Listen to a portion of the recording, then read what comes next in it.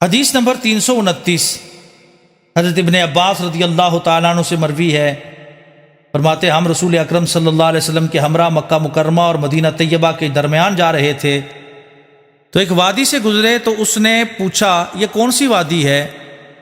حاضرین نے جواب دیا یہ وادی ازرق ہے۔ آپ نے فرمایا گویا میں حضرت موسیٰ علیہ السلام کو دیکھ رہا ہوں۔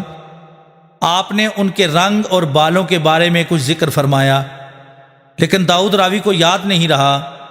آپ نے فرمایا انہوں نے اپنی 2 انگلیاں اپنے کانوں میں ڈال رکھی تھیں اور اللہ تعالیٰ کے لیے تلبیہ کہتے ہوئے اس وادی سے گزر رہے تھے۔ حضرت ابن عباس رضی اللہ تعالیٰ عنہما فرماتے ہیں پھر ہم چلے حتیٰ کہ ایک گھاٹی پر پہنچے تو آپ نے فرمایا یہ کون سی گھاٹی ہے؟ حاضرین نے جواب دیا یہ ہر شے ہے یا لفت ہے۔